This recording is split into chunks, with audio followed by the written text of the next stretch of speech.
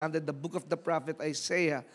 And when he had opened the book, he found the place where it was written, "The Spirit of the Lord is upon me, because he has anointed me to preach the gospel to the poor, for he has sent me to heal the brokenhearted, to proclaim the liberty to the captives, the recovery of the sight of the blind, and to set liberty to those who are oppressed, to proclaim the acceptable year of the Lord." And then he closed the book and gave it back to the attendant and sat down. And the eyes of all who were in the synagogue were fixed on him. And he began to say to them, "Today the scripture is fulfilled in your hearing." So all bore witness to him and marveled at the gracious word which proceeded out of his mouth. And they said, "Is this not Joseph's son?" And he said to them, "You will surely say this proverb to me, 'Physician, heal yourself. Whatever we have heard done in Capernaum, do also here in your country." Then he said, "Assuredly, I say to you, no prophet is accepted in his own country.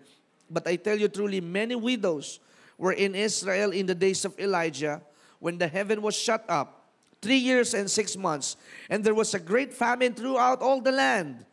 But to none of them was Elijah sent except to Seraphat in the region of Sidon, to a woman who was a widow. And many lepers were in Israel, and in the time of Elisha the prophet, and none of them was cleansed, except Naaman the Syrian." Manalangin po tayo ulit. Hallelujah. How it feels like to be that one exceptional. It's like you win the lottery jackpot, pero hindi ko sinasabing tumaya kayo sa loto, but suddenly, you've been chosen by God that you will be the Southern Luzon distributor of a product. Isn't it that amazing? Amen. Dakilang Diyos, aming Ama, salamat po sa umagang ito. Let them believe for the vastness and the greatness of our Almighty God, the Creator of the universe. And you even called the names of the stars. You called them by name. And you're the God who knows the number of our hairs.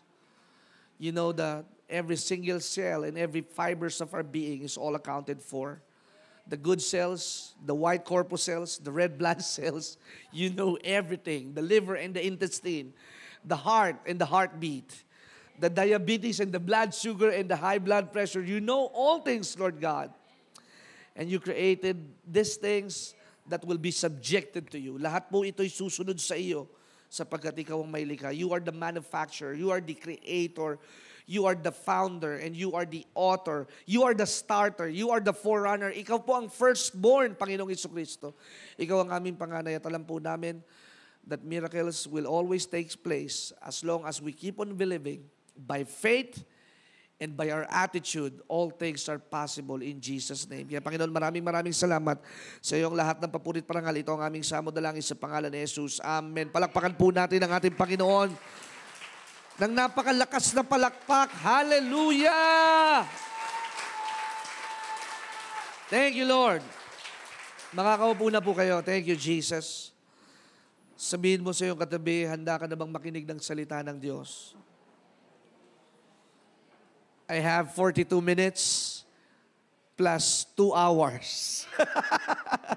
42 minutes and 26 seconds and running. But plus 2 hours, it will be exciting. Lalo na ngayon nakaayuno po ako. Amen. Minsan sa mga pangunang araw, 2 araw, sa unang linggo, kasi usually, di ba, 21 days tayo pag nagpa-fasting. But I admit, on this first 2 days, I really feel so weak. At talagang alam kong matindi ang labanan at maraming ginagawa ang Diyos na magagandang bagay. Recently lamang, I would not tell the long story, but me and my wife are experiencing ridiculous move of God in our lives. Palakpakan natin ang ating Panginoon. At, just see. Kasi minsan ganun tayo eh. To see is to believe. But I challenge you, you will see in my life, in this church, kahit hindi ho kayo tumulong, pero mas maganda kung tutulong kayo, makikita ho ninyo na pagtatagumpayin tayo ng ating Panginoon. Kaya maglingkod kayo o hindi, tutuloy ang simbahan. Kahit wala ho ako, tutuloy ho ang simbahan sapagkat ang gawain ay sa Panginoon. Remember one time, Sister Rachel, I was talking to you na grabe ang ginagawa ng kaaway. May ginagawa ang Diyos, may ginagawa din ang kaaway. Sapagkat the more that you are making an impact to the kingdom, the more the devil is terrified. Mas lalong nanginginig ang dyablo. Mas lalong natataranta. Ba, na-enlighten ito ah. Ba, next week may Bible na. Next week meron ng bagong biling Bible sa Philippine Bible Society na worth 1,200. Alam niyo ho, ito ho laging sabi ng teacher ko, pag ang tao ho ay merong contribution or participation or registration, pinahahalagahan. Pag libre, binabaliwala. Kaya ho, naniniwala ako, if you participate for your own personal growth, ako ho, naglo-load ako ng internet or yung only internet. Every time, hindi lamang basta para makapag-Facebook. I load internet Wi-Fi data so that every time, mapakinggan ko lagi yung preaching ko. Hallelujah. Imagine ninyo, I'm the greatest fan of my preaching. Because I would like to see, saan ba ako mag-i-improve? Medyo mahaba ba yung kwento ko dito? O medyo mas marami akong parimulyas? I want to be more effective. At alam ko, every time I listen to myself, it generates that something, somehow, somewhere, yung pinangaral ko noong 2017, ngayong 2019, it will be my best preaching so far because every day is a brand new day. Every week is a brand new testimony. Laging may ginagawa ang ating Panginoon. Don't live in the past. I might be a poor preacher noong 2008. Okay lang yun. Basta ngayong 2019, I will be radically declaring, today, June 2019, is our miracle month. It is our breakthrough. It is our abundant month ever so far, mga kapatid. Alam ko na maraming gastos ngayong buwan ng Hunyo, pero ako alam ko na ako'y pagpapalain ng Panginoon. I knew it and I can feel it and I can sense it and I can smell it. I will not just taste the bacon, I will eat the whole pig after the fasting. Amen?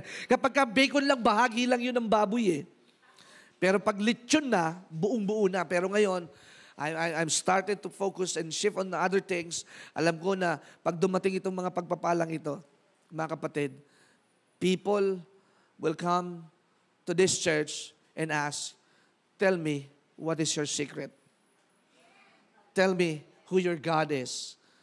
Isang breakthrough lang, mga kapatid, mawawala ang lahat ng pag-aalinlangan ng mga kasama mo sa iyong sambahayan. Isang pagpapagaling lang sa iyong mga blood pressure at mga katarata at mga mag-iiba ang paningin ng iyong buong sambahayan. Kaya nga, mga kapatid, my message for today is entitled, This is the day. This is the day for your miracles.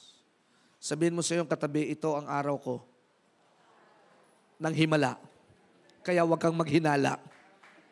Amen. Clap your hands if you believe.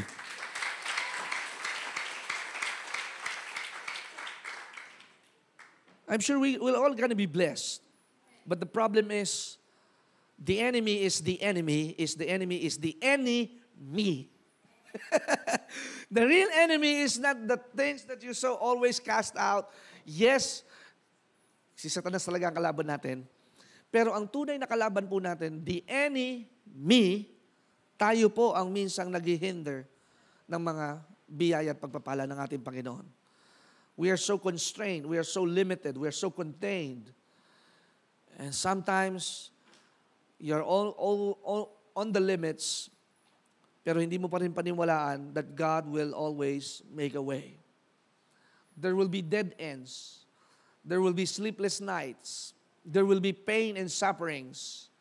Pero tandaan po ninyo, ang mata ng Diyos ay naglalakbay sa buong daigdig at hinahanap niya kung sino ang kanyang pwedeng pagalingin.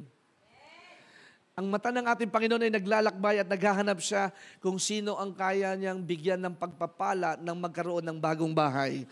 Ang Diyos ay naglalakbay ang paningin kung sino ang kanyang pwede bigyan ng scholarship na kayang paniwalaan na kahit last 2 days na lamang ng enrollment at pasukan na kinabukasan ay pwedeng gumawa ang Diyos ng kamangha-mangha. God is in the business of recompense. Pag sinabing recompense, it is a two-word, recompense. Compensation is you've been paid off for what you have done, what you have worked for. Compensation, salary, wages. Dahil ginawa mo ito, kaya ka sinusweldohan.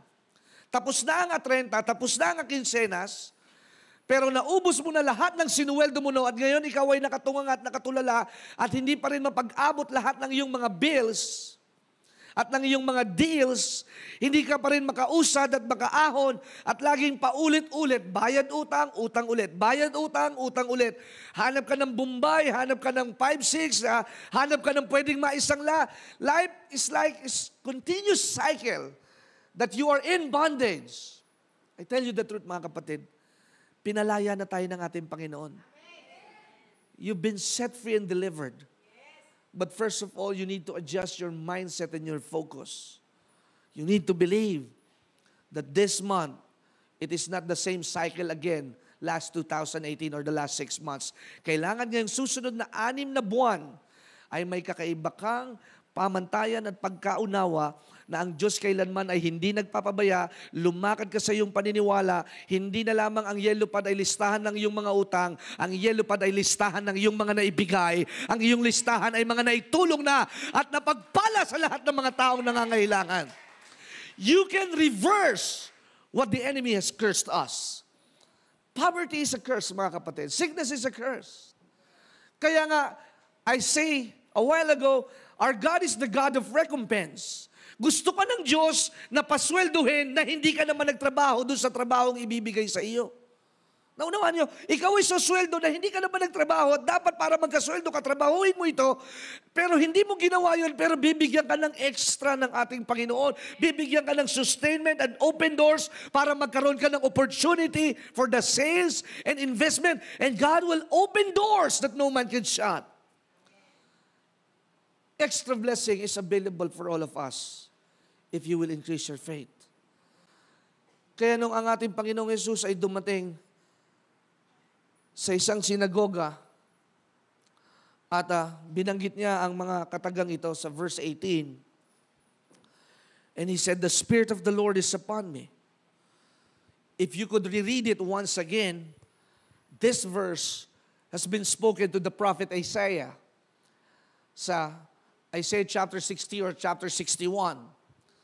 Pero prior to that, mga kapatid, bago dumating ang ating Panginoong Jesus, from the time of Isaiah, if you could count it, it's about 400 to 500 years. So ang Diyos natin, pag nag-isip, advance. So wala pa si Jesus, God has already planned redemption from the day one na nahulog sa kasalanan ang una niyang nilikha, at ito ay si Adan at si Eva. From the moment they fell in the trap of sin, kinain ang prutas na ipinagbabawal, that's the time that the creation of God, the mankind has an idea na sila'y hubot-hubad at sila ay nasa kahihiyan. Tandaan ninyo, ang kasalanan ay laging nagbibigay ng kahihiyan. You are ashamed because you are guilty of something. You're ashamed because you cannot do it. Kaya naman maraming nahihiyan na magpatotoo, mag-MC, sumayaw, kumanta. Alam niyo ba, ang pagiging mahiyain ay dulot ng diablong si Satanas? Because when you are ashamed, you want just to be at the back, and then pabiru-biru lang, pakantsaw-kantsaw lang, pakwento-kwento lang, pero when somebody asks you to do something that is significant, ikaw ay nakayuko, at ngayon, pag kayo'y tatawagin, si ganito, si brother, si sister, para bagang hindi mo naririnig ang MC o si pastor, because there's something that is feeding you up, and somebody is whispering to you, you are not right, you are sinner, you are not qualified, you are not able, you are not fit. Kaya kapag naririnig mo yung mga salita yun, ako, hindi nila ako pakikinggan, baka pagtawanan lamang nila ako. That is the enemy's lies. Pag sinabi nila, hindi ako makaka-bless sa kanila dahil hindi naman ako pastor, hindi naman ako ganito, ganyan. That is the enemy's suggestion. That is a lie. And the father of all lie is Satan. And prior to the appearing of Jesus in the synagogue, everything was prepared, everything was settled, everything has been declared that the Spirit of the Lord will be upon Jesus, the Spirit of the Lord will be upon him because he has anointed Jesus of Nazareth, the Son of the living God.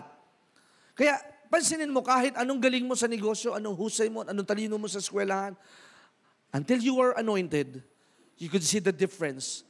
And you will see the important things that what matters most is you seek the Lord with all your heart and trust the Lord with all your heart and lean not on your own understanding. Because when you are anointed, you know that you are approved by God. You are chosen by God. You are handpicked by God. And God chose you and He will use you in a powerful way. Hallelujah. Anointing will set the tone. Anointing will set the difference. And anointing truly comes from listening to the Word of God. Wala hong ibang formula. Wala hong ibang equation. Wala hong ibang datos na pwede kayong paniwalaan, kundi ang salita ng Diyos, upang ang salita ng Diyos ay lumapat sa inyo, at pag lumalapat ang salita ng Diyos, kayo'y magkakaroon ng kapangyarihan ng katulad ng ating Panginoon. Hello. The Word should settle in our heart so that we might not sin against God. Every shame, every doubt, every inconsistency, all of this is caused by our enemy. Our enemy does not want us to advance. Ang kaaway, ayaw ho tayong lumakad pausad. Gusto ng kaaway, it's either we go backwards or we just stand up, stand still, and just look around that everybody is advancing and you are not. And every time that everybody is advancing, you just look down on yourself, and that's the time you become insecure. You become jealous. You become envious. Kaya ho nangyayari, kapag yung mga tao na naging maunlad na, although they do not believe God, and you're standing on your house, standing on your garage, may garahe ka pero wala ka namang sasakyan, you become envious. Amen. Napakasaklap no, may garahe ka pero wala kang sasakyan. May tricycle ka pero wala ka namang motorsiklo. Pwede ba mangyari yun? Meron kang motorsiklo pero wala kang sidecar. Pero gusto mo mag-tricycle, mga kapatid. Gusto mo magluto pero wala kang pambili ng gasol. Ganun lang kasimple yun. Gusto mong maligo pero wala kang pambili ng tubig dahil naputulan ka ng Maynilad. That's how crazy life is. Life is unfair, mga kapatid. People will always cheat you and lie to you. But have this the moment of truth, mga kapatid, ngayong umagang ito. If people can lie you, God can never lie because He is not a man. He is God. What He said, He will do it and He will fulfill it. And what He declared, it will happen to you. So when the Spirit of the Lord is upon Jesus, here comes the translation. Here comes the progress. Na kung saan pagka ang Spirito ng Diyos ay nasa sa iyo. Pag sinabi yung anointing para ho sa akin ng pagkakaunawa, you are made to break barriers. You are made to make standards. You are made to make difference. Pag sinabing anointed ka, you know what is right, you know what is wrong, and you know how to do God's way, not your own way. Kaya nga kapag sa mga videoke at mga karaoke, marami nang namatay nung kinanta nila ang awiting My Way. Because having your own way is very difficult. Having your own way is very tough. Because you cannot trust in your own selves, in your own ability. Because as you trust yourself, it will be full of failings and full of failures. You cannot be too overconfident. Hindi tayo pwedeng magmayabang. Hindi tayo pwedeng magmagaling sapagkat laging may mas magaling sa atin at ito ang lumikha sa atin. At kailangan lahat po tayo bilang mga anak ng Diyos ay matutong tumanggap ng kapangyarihan ng Diyos ang ating kailangan sa bawat panahon at pagkakataon. When you are in the bed of trials, not might be in the bed of roses, but in bed of trials, sasabihin mo, Pastor, dumadalo naman ako sa gawain ng biyaya ng Diyos. Bakit puro malas ang nangyayari sa amin? Nalugi ako, ganito. Hindi nangyari yung aming inaasahan. Na-cancel ang ganito. Hindi nagkatuloy ang ganito. Maybe you have to look back on yourself. What is your priorities? Nasaan ang anointing na dapat ay nasa iyo? Are you filling off your anointing? Natatapon ba yung langis ng kapangyarihan ng Diyos na nasa sa inyo? Huwag niyong sayangin ang langis na nasa sa inyo. Ang langis na nasa sa inyo are meant to be used. The anointing, the oil, should be used in your life. Nakakapagpainit ka ba ng kaluluwa o nakakapagpaligamgam? Nakakapagturo ka ba ng tamang direksyon sa mga kaluluwa o mismong ikaw pa ang pinagmumulan ng kalituhan sa kanilang pananampalataya? Are you giving them the way Or are you teaching them how to lose the way? You are the light of the world. You are the salt of this nation. Are you encouraging them or are you making them more depressed sa kanilang mga buhay? Natutulungan mo ba silang lumapit sa Diyos o mas natutulungan mo pa silang lumayo sa ating Panginoon? Remember this, mga kapatid, when you are anointed, you think how God thinks. You walk how God walks. You speak like how God speaks. When you are anointed, you are the duplicate, authentic copy ng ating Panginoong Jesucristo. When you see yourself in the mirror, you see Jesus in your life. Hallelujah. When you see the cross, ang ganda nung inawit natin, from grace to grace. When you see the cross, you see Jesus. When you see the grave, you see salvation, that it's not our own effort. Kaya mga kapatid, get out from your self-pity party. Get out from your inconsistency. Hello, the Word of God is knocking in your door. As a pastor and as a minister, I'm encouraging you, get out from the box. Participate. Comprehend that you need something that will pump you up and spark the things that is full of potential inside of you. Maaring may tutulong kayo sa simbahang ito, hindi nyo lang alam. Pero dahil kayo iwas ng iwas at layo ng layo, nobody could ignite the fire. Nobody could jumpstart the engine. Kaya ang nangyayari, you are just staying on a Sundays to Sunday basis. You just get up because somebody invited you and nothing's happening in your life. Mga kapatid, may pagbabagong pwede pang mangyari sa inyong buhay. Kahit ikaw ay balo, pwede ka pa rin gamitin ng ating Panginoon. Kahit ikaw ay hiwalay sa asawa, pwede ka pa rin gamitin ng ating Panginoon. At kahit wala kang trabaho, pwede ka pa rin gamitin ng ating Panginoon kung paniniwalaan mo that you are anointed by the oil of blessing and the oil of gladness. And Jesus was entitled to preach the gospel to the poor. Ipahayag ang mabuting balita sa mga mahihirap. Ang tinutukoy yung mahirap dito, hindi yung mahirap na walang makain. Ang tinutukoy yung mahirap dito ay yung mahirap tanggapin ang katotohanan. Blessed are the poor in spirit, for they have God. And what I'm saying na, yung mahina ay dapat magkaroon ng pagkakatanggap at katotohanan ng kalakasan natin ay ang ating Panginoon. Sa dami ho natin ito, I believe we share the same Jesus, but some of you are not sharing the same effectiveness of the same faith that Jesus has given to us. Tatagalogin ko para maunawaan ninyo. Generally, we know Jesus. We know the faith things and everything. Lagi natin paulit-ulit yan. Ini-encourage namin kayo. Pero the difficulty is, we don't have the same faith how we operate. Some of you will have faith in this thing, in this medicine, in this career, in this job. Ang pananalig ninyo ay nasa biyanan ninyo, sa manugang ninyo, sa mga may trabaho sa inyo. And that is a false faith. Remember, the Bible says our God is a jealous God. You cannot serve two masters, the one you will hate and the one you will love. Kaya kailangan, mga kapatid, dito sa oras at pagkakataong ito, you cannot be changed for the next 45 minutes unless God will intervene. You will keep on coming back on your addiction, naninigarilyo ka, umiinom ka pa rin, at may bisyo ka pa rin, nagsusugal ka pa rin, tumataya ka sa sakla, tong its, Caracruz, o baka naman pati yung barya, anong tawag, Caracruz nga ba yun? Baka pati yun, bingo, it's also a sugal pa rin. It is a gambling game. But you will say, Pastor, I'm not hurting anyone. Yung aking namang paminsan-minsan na paninigarilyo ay pang-alis lamang ho ng aking busog at ng mga betchin ng aking kinain. At I'm not hurting anyone. Yung panonood ko ng mga pornographic materials is just for my personal consumption. I have my wife, I'm married, I have a wedding ring, and I'm not hurting anybody, and that settles less.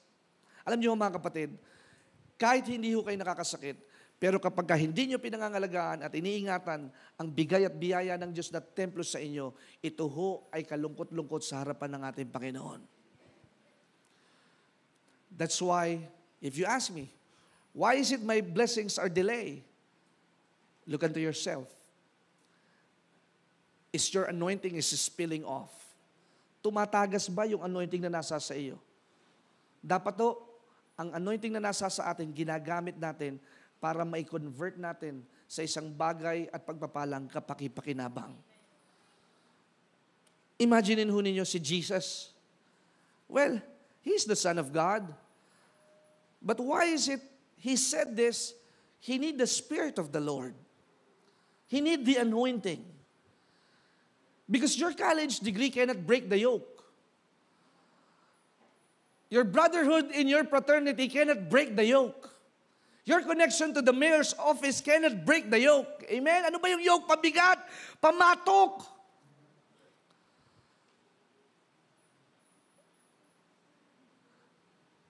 Your family background cannot break the yoke. Ano lamang daw ang pwede makapag-break ng yoke? Ano daw ang pwede makapag-break ng yoke? Anointing.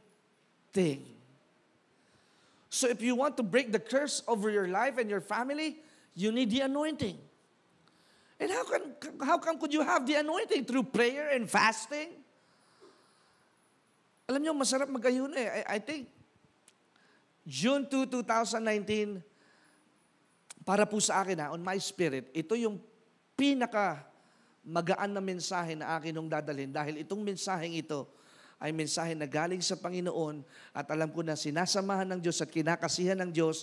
Kaya alam ko na yung mga sarado ang puso at sarado ang tainga ngayong oras na ito ay pinalalaya na ng ating Panginoon. Because I'm preaching the gospel to those who are poor and broken-hearted, to proclaim liberty to those who are in bondage, and to recover the sight to those who are blind. You can be liberated, mga kapatid. Makakaalis ka dyan sa iyong pagsubok. Makakaalis ka sa iyong pagkakabaon sa utang. Maalis ka sa paulit-ulit na problema mo at mababago din ang iyong anak kung maniniwala ka na may kapangyarihan ng ating Panginoon. Katanungan, bakit sa tuwing araw ng linggo, ikaw lamang ang pumupunta at dumadalo sa gawain ito? And I have to ask that question once again. Bakit kaya sa bawat linggo, ikaw lamang ang dumadalo sa gawain ito at hindi mo mahikayat ang iyong buong sambahayan? Our family is our first pulpit. Ang tahanan ho natin, ang unang pulpito natin na kung saan dapat sila mismo ang nakakapakinig ng salita ng Diyos. On the middle of the week, do you talk about God in your family? Do you make kwento about your children kung sino pumatay kay Goliath o kung ilang libong pinakain ng ating Panginoong Hesus? Have you ever considered that Monday to Saturday, you just pause for a while and talk about the goodness of God, the loving kindness and His faithfulness? Did you talk about those miracle moments na may ginawang himala sa inyo ang ating Panginoon? Yes, we're waiting for the big days. We're waiting for the big miracles. But take note of this. Have you considered the simple thing na ikwento mo sa asawa mo, Han, nakapulot ako ng 5 piso and you're so grateful, you're so gracious. Diba? Na ikaw ay nakahanap ng parking spot in the midst of rush hour na lahat ay full parking pero pagdating ng sasakyan mo, somebody pull over and get out their car and you've been in the parking slot. Nung kami ho, nung nakaraang linggo yung mga bata, nag-enroll sila sa isang fast food chain, nagkaroon sila ng pagkakataon na maging crew ng isang fast food. At tuwing kami darating, halos lagi kami nagmamadali dahil 1:00 yung aming time slot. Minsan dadating kami 1:10, 1:15, pinabababa ko na yung mga bata. I always pray to the Lord, Lord, gusto ko yung parking spot ko malapit sa escalator at sa elevator. Alam nyo, little things. But I tell you, when you are anointed, you can command the situation. When you are anointed, you can declare.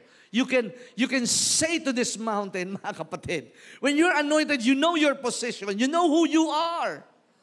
Di ba nga merong isang awitin, I know who I am. I know who I am. I know who I am. I am yours. You are mine. So if you know that you are a child of God, nothing that God cannot give to you if you ask. Hello? Walang hindi pwedeng ibigay sa iyo pag hindi ka humingi. Humingi ka at ikaw ay tatanggap, kumatok ka at ikaw ay pagbubuksan at masusumbungan mo ang ating Panginoon. Kailanman hindi lumalayo ang Diyos, ikaw ang lumalayo sa Kanya. Don't blame God for your misery. Don't blame God for the tough times over your life.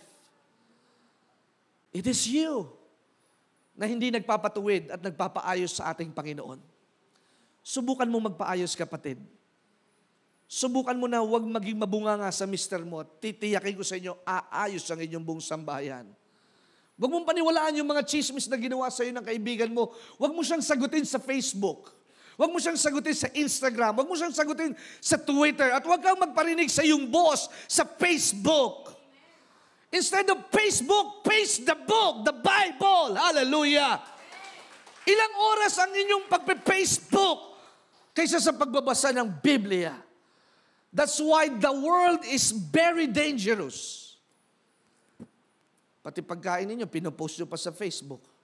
Pati yung outfit of the day ninyo, pinopost ninyo sa Facebook. Kaya laging maraming maiinis sa inyo. At sasabihin mo naman, ikaw naman medyo magaling ka rin at matalinong kangkong din ang nasa utak mo. I don't care about these people. I don't live on their opinion.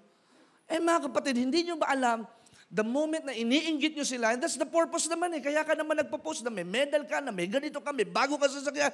It's for you to have an approval. Hello? Yung bago mong sasakyan, hayaan mo na lang makita sa parking lot. At yung sasakyan mo, kasama mo ang iyong buong sambahayan o ang mga barkada mo na hinahatid mo dito papunta sa Morales Mall, palagay ko, yung ganong pagpaparangal ay mas mayroong dangal sapagkat si Jesus ang naitataas sa lahat ng iyong pagpapala na iyong tinatamasa.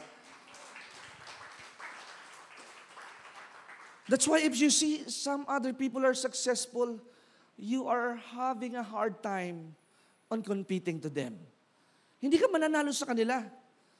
Dahil anak talaga sila ng mayaman. Hindi ka aabot sa kanila. Hindi mo mabibili yung kaya nilang bilhin. Hindi ka makakapasyal doon sa kanilang pasyal na pinupuntahan. Dahil sila'y anak ng mayaman. Pero ikaw kung magpupuri at magpapasalamat sa Diyos, wala man ako ng ganoon at wala man ako ng ganito. Pero ang higit sa lahat, anak ako ng hindi lamang mayaman dito sa lupa. Alam ko na ako'y anak ng mayaman na nasa langit. At doon mayroon akong mansyon. At doon ako ay magkakaroon ng tunay na kapahingahan. Pero habang nandito ako sa lupa, I'll just enjoy what I have. Don't compete and don't try to perform. I heard one time, one of the best preacher na sinusundan ko in our times is Stephen Fortick. Ang sabi niya, when you always try to perform, you are so devoted from illusion. Because you are becoming more pretenders, not just being yourself. Alam niyo, sa dami-dami ng mga ngaral, madaling pwedeng gumaya sa kanila. Pero but unless you know where God puts you in, you need to fit in for where God calls you. Hindi ka pang ayala-alabang, pang platero ka. At doon sa platero, doon mo ipahayag ang mahalimuyok na pag-asa na kahit nandito ka sa lugar na ito, para na ring Ayala-Alabang at Forbes Park ang lugar na ito dahil may kapayapaan at naipapahayag ang ating Panginoon. You feel like if you live in those magarbong bahay at tahanan, akala mo ba mas safe ka at maraming security guard? Hindi po. Sapagkat kung saan mas maraming mga securities, mas nandoon at nagiging kaduda-duda na meron silang binabantayan na mas malalaking personalidad at malalaking tao. But when you live in a simple life, if you be ambitious, you want to be popular, na maging kayong sensational sa YouTube, na sa inyong mga pagsayaw-sayaw na mukha naman kayong mga engot at mga mukha kayong mga wala sa sarili, tuwa-tuwa kayo, yung dami yung lalay ka.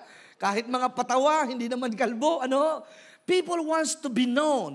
Alam niyo ba kapag kayo naging kilala, kaakibat nito ang peligro sa inyong buhay? Naunawa ninyo. Pag kayo naging viral at naging kayong sikat at naging kayong prominenteng tao, you can never walk. Hindi ka na makakakain ng fishball sa 7-Eleven, mga kapatid. Hindi ka na makakapunta sa SM Food Court dahil maraming naghihintay sa iyo at maraming naiinis din at naaasar sa iyo. But if you live a simple life just as you are, yung makapag-contribute sa church, makabili ng damit na hindi mo na kailangang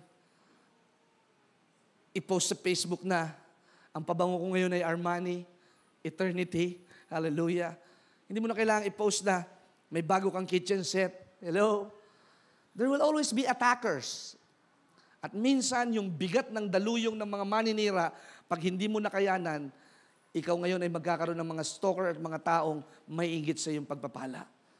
But what I'm saying, you go to church, just be like you, just be yourself, and let God be noticed, even though you are not bragging your success. Hindi mo alam yung katabi mo pala, mayaman yan. Mukha lang simple. Dahil takot siya, nagaling siya sa ibang simbahan, baka mautangan mo. Kaya tuloy po tayo sa verse 20. Ang sabi po doon sa ating binasa sa Luke chapter 4. We're still in Luke chapter 4. Sa dami-rami daw po ng balo, sa dami-dami ng balo, sa panahon ni Elijah, ay sa babaeng taga-Serapat lamang daw po siya dinala ng Diyos. There was a famine. There are many widows were in Israel in the days of Elijah. Pero bakit sa puntong ito, doon siya dinala sa specific na balo na kailangan talaga ng himala. And then, fast forward in the days of Elisha. Tandaan ninyo ha, si Elijah at si Elisha magkaiba ho yan. Elijah was the mentor and Elisha was the disciple.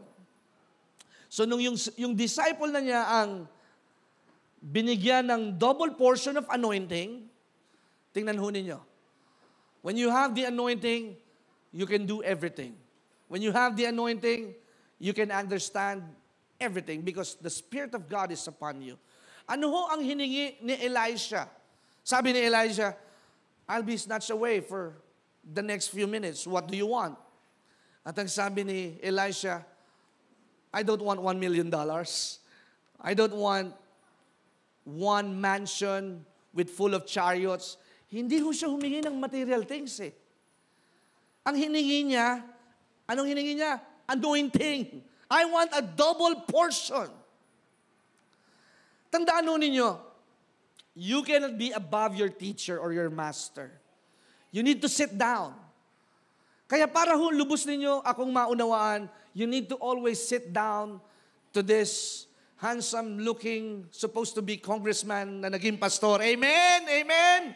You should be sitting down and learning of the ways of God. But sadly, many among you are too busy. Mas busy pa kayo sa panahon ni Jesus. Naka naman, hallelujah. Si Jesus napaka-busy na pero nagpapahinga pa rin. Pero ewan ko ba sa mga tao ngayon, mas busy pa kay Jesus. Walang panahon mamahinga, walang panahon sa gawain, walang panahon sa pagsimba, walang panahon sa men's fellowship at women's gala night. You can orchestrate and organize and find time to be with the important people na nakakatulong sa maraming tao at kailangan kayo'y maging kabahagi at konektado sa ipinapagawa ng ating Panginoon. I challenge you, ito hong mga pangangailangan natin, yung church building natin, magigitong mabilis kung kayo ho ay magiging kawaksi at kayo magiging saksi at kayo magiging manggagawa. You will roll up your sleeves and do the best things for the glory of Jesus Christ. Magiging madali lahat ng ating pangarap at pangitain. If you will sincerely desire, Lord, I want to become like my pastor. He's so passionate. If you will always share the preaching every Sunday, abay, daghang salamat. Kahit ho sa mga nasa Cebu at mga nasa Davao, makapakinig ho ng ating pangangaral. Sometimes kasi kailangan ho kayong lumapat. Ano ho? Minsan ho kasi ang akin lang namang nararamdaman, majority of our congregants, hindi pa siya naka-fit in dun sa system procedure na ibinibigay sa atin ng ating Panginoon. And I believe it will not be a majority, but Ayoko namang maghimutok at mag-tantrums na, uy, ang dami natin pag linggo, ang dami natin pag araw ng linggo at pag Sunday service, may afternoon service pa, maraming dumadalo. But sometimes, when I am in prayer, Lord, sana mas marami maglingkod. Panginoon, sana mas marami ang mag-open ng bahay nila para sa Bible study. At maraming magpa-disciple at magpaturo ng salita ng Diyos. Pwede ho ba mangyari yon? We talk about the miracles, but the miracle is inside us. You look for your miracle, but you are already a miracle. Naghahanap ka ng himala, ikaw na nga ang himala eh. Himala na narito tayo ngayong linggong ito. Himala na tayo'y nagising kaninang umaga. I pray that you will ask for the sincerely, the pureness of the gospel that will penetrate in your life. That, Lord, I want a double portion of anointing. Kita naman ho ninyo, I'm only 37 years old, but I'm doing a greater mark for this generation, for the glory of God. Marami hong naghahanap sa akin at maraming nagsasabi na gusto nila akong makapangaral sa kanilang lugar at sa kanilang simbahan. That's how they want me to hear them preach. But you guys, every Sunday magkakasama po tayo. Nawa ganun din yung inyong desire. Babalik ulit ako mamayang hapon just to sit down with my pastor. Hindi ko naintindihan yung kanyang preaching kahit yun ulit yung mensahe niya mamaya. Kaya tingnan nun ninyo. Sila Sister Rachel, my wife, and some of the leaders, they always sit down. Apparently, after 2-3 years, they become like those whom they followed. Right? Kasi napakahirap. Ako nananalig. Kayo naman ay taga-salig at taga-saway. Naku, hindi mangyayari yan. Ako'y nananalig na magkakagato. Hindi mangyayari yan. Pastor, kayo nandiyan sa upuan, nakaupo lang kayo dyan. Kahit kayo mga kabataan. Pag sinabi natin, kaya natin ito. Participate in your spirit. Don't look on your pocket. Look on the God who gives us the vision. We are not memory-oriented. We are not driven by what we have today. We are driven by faith, and what we don't have, God is in charge. Because God is in charge, He will provide. And what He provides, it will always be unlimited. It is always be bigger than your life. Hallelujah. Hindi kaya naghahanap ang Diyos ngayong umagang ito ng isang simbahan, ng isang lalaki, ng isang babae na kailangang makatikim ng ganitong himala. Di ba binasa ho natin, hindi lahat ng may ketong ay pinagaling. Pero si Naaman ay pinagaling. Hindi lahat ng balo ay nakaranas ng probisyon mula sa Diyos. Pero natagpuan ng Diyos ang isang balo sa Serapat at kinatagpo ng ating Panginoon. I tell you mga kapatid, God is in charge. He sees your due season. Sa John chapter 8, verse 34 to 38, lahat ng nagtatanim, lahat ng nag-aani, darating ang araw, nagtatanim ka pa lang, umaani ka na, and let us both rejoice together. The one who sows, the one who reaps, will enjoy together because we have our reward if you faint not. Ang problema ho, hindi ho yung pagpapala. Yung mga taong napapagod katulad ho natin. We do not reap because we faint not. We give up on the middle. Ang testing ground ho, yung wilderness natin. Ang testing ground ho, how long we will sustain. Ang testing ground, hanggang kailan ba natin makikita na ang ating sambahayan na ikaw ay sumasamba kay Jesus, pero sila'y sumasamba pa rin sa mga ribulto. Hanggang kailan magtsatsaga at magkakaroon ka ng patience na sila'y makaunawa ng lubusan na si Jesus ay wala na sa mga likha ng tao, kundi si Jesus ay nasa ating puso sapagkat tayo ang templo ng ating Panginoon. Even if you cannot make it, you can fake it. Anong ibig sabihin? Kahit hindi mo kaya, kahit ikaw ay pagod na pagod, just smile, even your tooth is aching. Kahit masakit ang ipin mo, tawa ka lang. Di ba, Brother Alan? Kahit masakit ang likodan mo, ngiti lang, ngiting tagumpay. Because the enemy is mad, may promotion. And perhaps may mga additional perks and everything. But the enemy will say, I'll bring you down. I'll knock you down. Yes, the enemy can knock you down. But the Bible says, a righteous man in Christ Jesus, though you fall 7 times, you will keep up and keep going. Though the enemy may knock you down, you will never be knocked out because you are in the hands of God. Hallelujah. The enemy can put you down. But he is a liar. I am the righteousness of God. I am a child of God.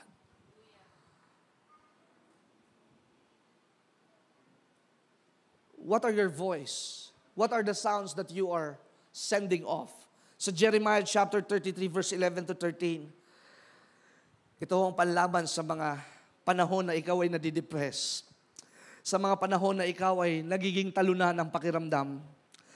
When you feel that you are not competitive ever because you are aging or you are dwindling down because you lack progress. But this is the time you shout for joy. Alam niyo ba yung kanta ni Gary B? Shout for joy, sing His praise, lift your voice unto the Lord. Imagine nyo yung mamang yon. Diabetic at naoperahan ho last year at nandun sa bingit ng kamatayan. At pagkatapos ng kanyang operasyon, nagkaroon ng stage 4 cancer sa kanyang kidney. Pero what he sang, he practiced it. Na magpuri lamang lagi sa ating Panginoon. There is a miracle, not just for this month, your miracle is in your mouth. Sabihin mo sa iyong katabi, ang himala mo nasa bunganga mo. Huwag bibig. Wala na ho kayong katabi ha. Ang himala mo ay nasa iyong bunganga. Gusto ko pag sinasabi ng tatay ko, ang himala mo ay nasa bunganga mo. Alam niyo ho yung bunganga, naalala ninyo, mabungangang ina. Sorry mga nanay. Yung talagang wide out. Open your mouth wide. Hallelujah. Speak the blessings. Speak the miracles. Anong sabi sa Jeremiah chapter 33? The sound of joy and laughter, the joyful voice of the bridegroom and the brides will be heard again, along with the joyous songs of people bringing thanksgiving offering to the Lord. And they will sing, give thanks to the Lord of heaven armies, for the Lord is good, and His faithful love endures forever. Sa mga kapatid ho dito na nakaranas maikasal, ewan ko ho, pero I've been seeing a lot of bridegroom, pag ihahatid na sa kanila yung kanilang bride, they started to cry. And I think that is pure love. At looking back on our wedding day, March of 2010, after all the problems in the preparations and the oppositions, alam niyo yun, yung lahat ng mga pagpupuyat ninyo, pagdadayat ninyo para magkasya sa inyo, yung inyong barong at yung inyong yung gown ng misis mo, at yung mga kontrabida ng mga kamag-anak mo na gusto'y ganito, gusto'y ganoon. Alam niyo, maraming epal eh. Hindi mo sila nawawala. Mga biyanan mong mga mababait. Amen. Hallelujah.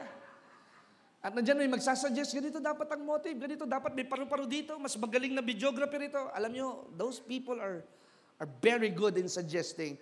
But in times of payment, wala naman silang maibuga. Ikaw pa rin ang magbabayad.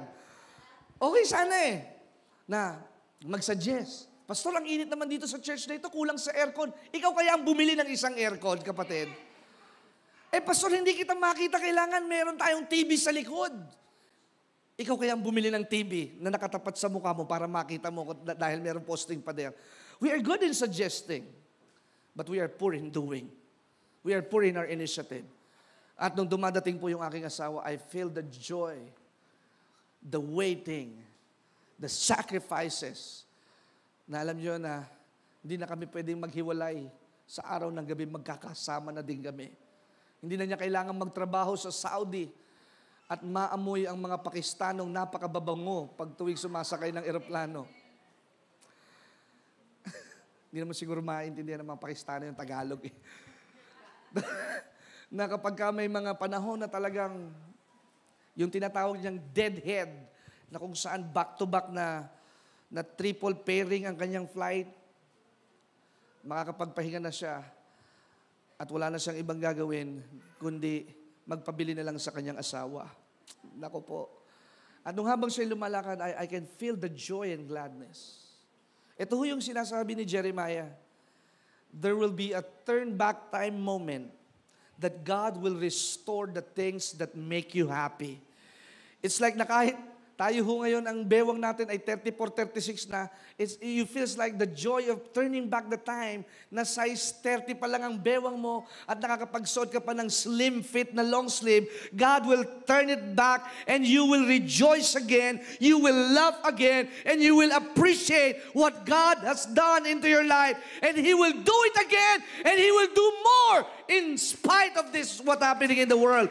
Gagawa at gagawa ang Diyos ng kamangha-mangha, lalong-lalo na sa mga panahon na katulad ng ganito na mahirap ang buhay. And you will have the joy and laughter, the full voice of the bridegroom and the bride. For I will restore the prosperity of this land, what was in the past, says the Lord. And this is what the heaven army says, this land, though it is now desolate. Pag sinabi hong desolate, tigang at pinabayaan at walang mga hayop na pwedeng manirahan, will once more will have pastures where shepherds can lead their flocks. Kaya nawawalang mga pastol kasi walang papastulin. Kaya nawawala ang gatas kasi walang magagatasan. Dahil nangangamatay ang mga hayop doon sa tigang na lupain. But once again, the shepherds will count their flocks in the town of the hill country and the foothills of Judah, the Negev and the land of Benjamin, the vicinity of Jerusalem and the towns of Judah. For I, the Lord, have spoken.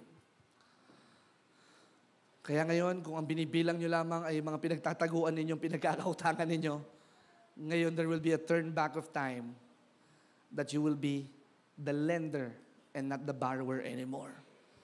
Na kung noon ikaw ay nahihiya at palipat-lipat ka ng simbahan dahil lagi kang natitisod, lagi kang naiinis kay ganito, dahil lagi kang niyayabangan, ngayon you will have a change of attitude. Kahit anong simbahan pala, pare-parehas din. Ang kailangan kong tingnan ay hindi yung tao, kundi ang kailangan kong tingnan ay yung pastor na ginagamit ng Diyos at yung ginagamit ng Diyos at yung gumagamit sa Kanya, yun ang mas mahalaga sapagkat yung pinakamahalaga, yun ang aking pupulutin, yun ang aking tatanggapin at yun ang aking ipamumuhay. Kaya sa akin pong pagtatapos sa Psalm 65 verse 11 to 13, watch out for a joyful increase that will happen into your life. Harvest is plenty, mga kapatid. Harvest of souls and harvest of literally the blessing that you need. It will be like of apple picking because of so much plenteous harvest na itinakda ng Diyos para ngayong buwan ng June. I pray that you could agree with this, that this is the year of God's favor. That He has anointed 2019 for us to bloom, to grow, and to be fulfilled.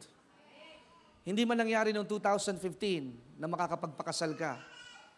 Ngayong 2019, Brother King, baka bigyan ka ng kasintahan ng ating Panginoon. You might be laid back and full of sarcasm. Ano ba sa Tagalog ang sarcasm? Puro reklamo, pagiging... Alam niyo na, yung pagiging bitter, dahil yung first love mo, sumama sa negosyante, you're so bitter and you always compare your love life to, but this is your time. You will shine and you will be favored. Naalala ko nag-uusap tayo, Brother King, di ba sinabi mo? When God favored you, you will be in full of flavor.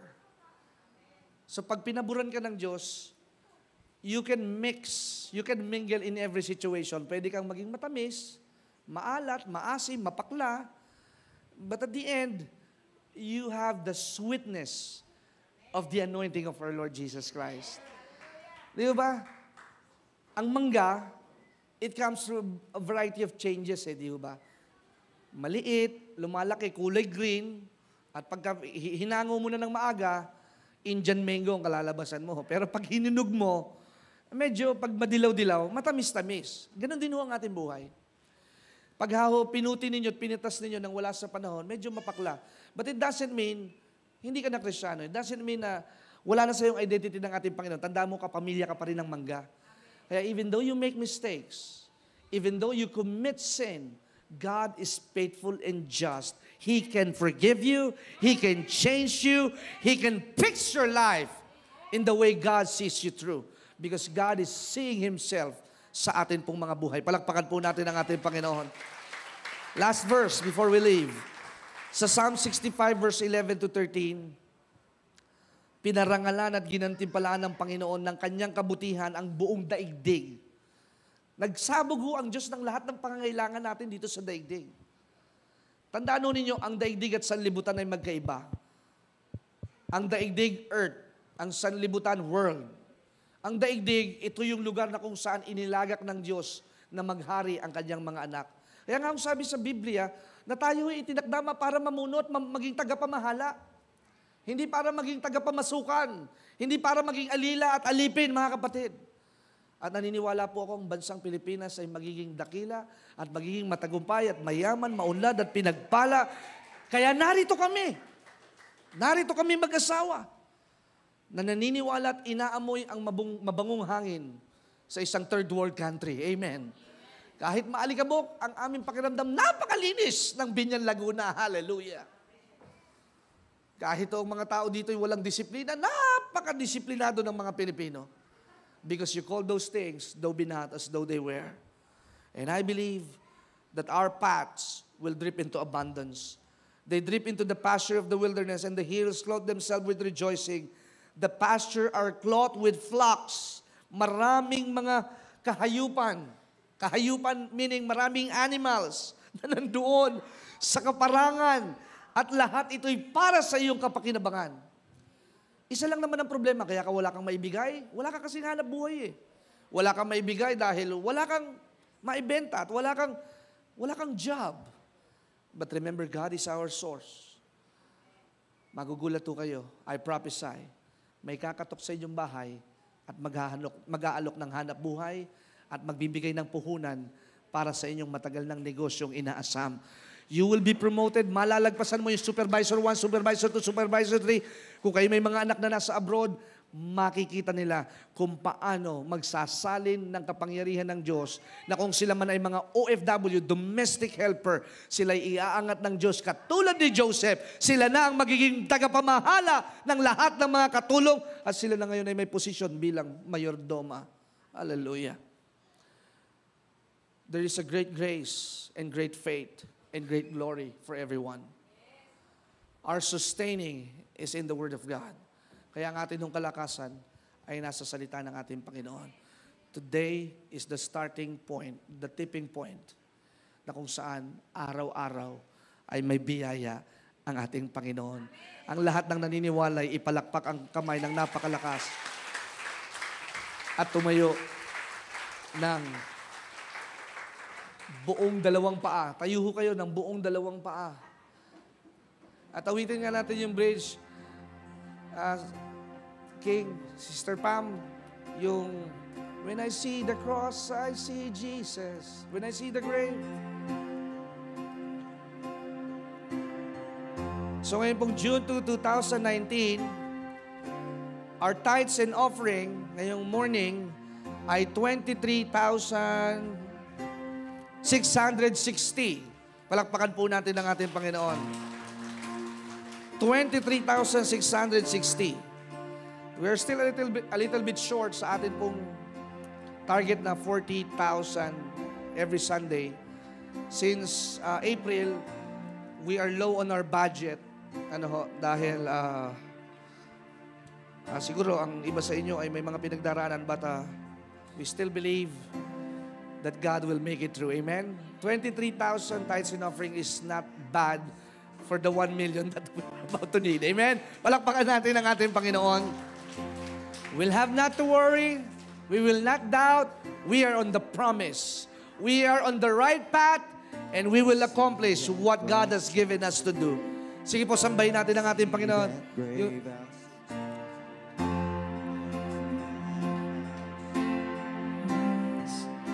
the wonder of your. When I see that cross, I see freedom. When I see that grave, I see Jesus. And from death to life, I will sing your praise.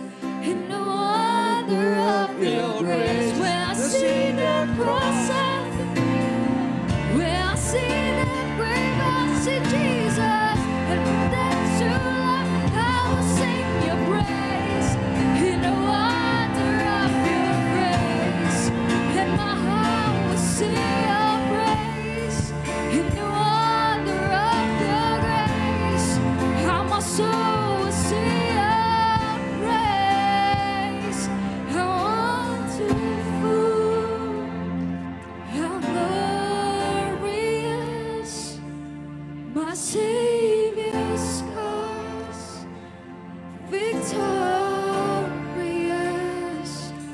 my chains are gone, my debt is paid, from death to life, and grace to grace.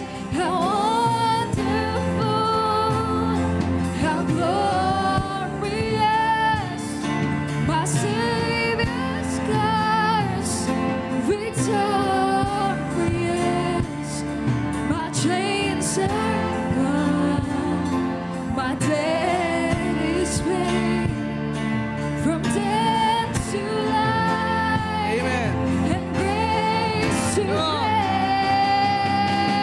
grace. When I see that cross, I see freedom. When I see that grave, I see Jesus. And from death to life, I will sing your praise. In the wonder of your grace. When I see that cross, when I see that grave, I see Jesus. And from death to life, I will sing your praise. In the wonder of your grace. When I see that cross, when I see that grave, I see Jesus. And from death to life, I will sing your praise. In the wonder of your grace. How my soul will sing your praise. In the wonder of your grace. How my soul will sing your praise.